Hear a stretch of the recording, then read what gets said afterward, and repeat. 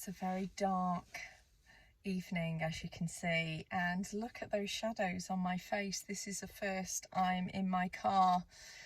I'm just actually the realities of life, waiting for there's free parking after 6:30. It's about 6:15 at the time of doing this. I'm just waiting in my car till I can leave my car to save paying for parking. So there we go.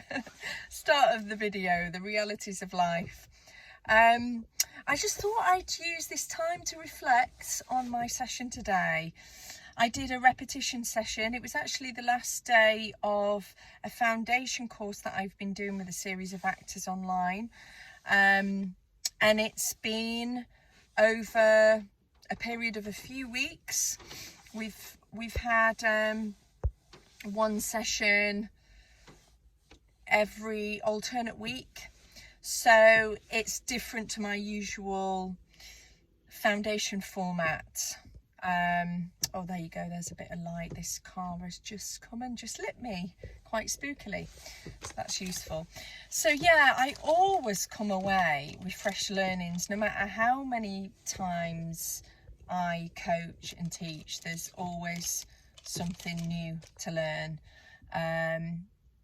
or a deepening of what I already know, and an evolution of what I already know, because that's it, dependent on where we are in life, the meaning or the lessons of something changes. And today, what I noticed in one of the actors that was working was when I spoke to this actor about how they were interacting, how they were repeating with their partner.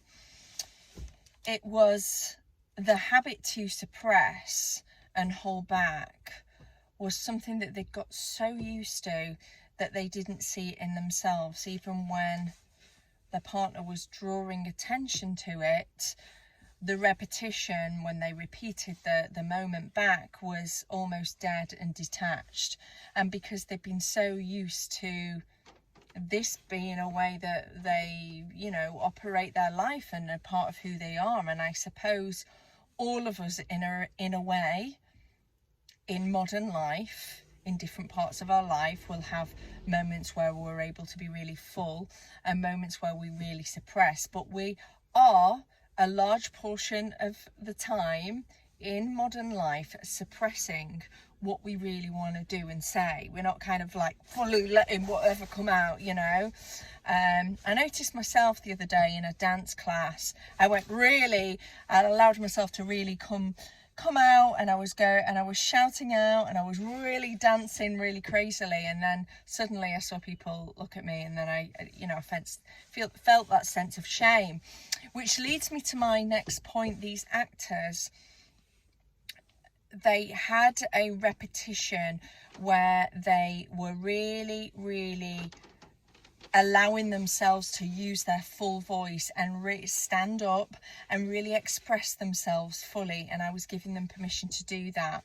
And what I noticed, when your attention is partially on you, the shame comes in. That's why it's so important in the Meisner technique to really keep rooted to your partner. Keep your attention, be okay, hear what they're saying, let their emotion, let their meaning move you, let it resonate and come through you, and send it back energetically, and you will just uncover how you really feel.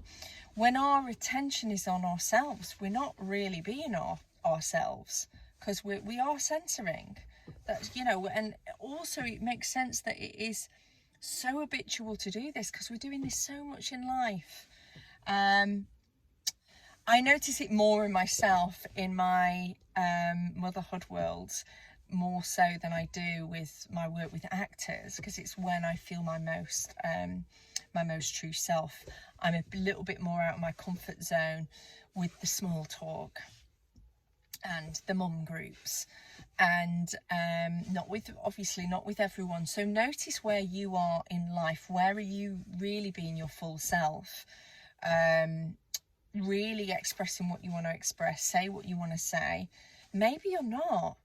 not everyone has someone, even with their own families and parents and partners and children, and maybe they don't have that vessel to really express themselves. But you notice what happens when you do that. There's like a real freeness in the voice, in the body, and the body just expresses itself differently. Another thing that I want to draw attention to as well is when there will be self-reflection and self-feedback when you do a rep class. And there isn't always the time in a class situation or even a coaching session to really fully uncover every single thing you experience. And a lot happens in a rep. And sometimes it takes time to process, because if you're in it, you're not really aware of what's happening. So I remember in training myself and also leading actors through a longer form training program, that the lessons really, the learning really happens outside the classroom. When you're reflecting, when you're talking it through, whatever your processing is, when you're journaling it, video logging it, like I'm doing now. This is very effective for me. It's really done in that time. But what I want you to encourage you to do, I notice that a lot of actors are really, really critical of themselves, and they'll jump to what's not working, what they should have done. As one of the actors said in the session today, what I should have done. Stop. First of all, what is your skill set? What is working really well for you in your acting? If we're relating it to a repetition class like today, what is going well for you in repetition? Where are you? What are you finding very easy? Are you finding it very are you finding it very listen? Are you finding it easy to listen? Are you finding it easy to have your attention on your partner rather than yourself? Are you finding it easy to just follow your instincts? Find like one thing that you notice and it might be something that your coach or teacher has said, something you've noticed in yourself, and then write that down. And then after that, where do you need to develop? Where are you looking to expand or develop?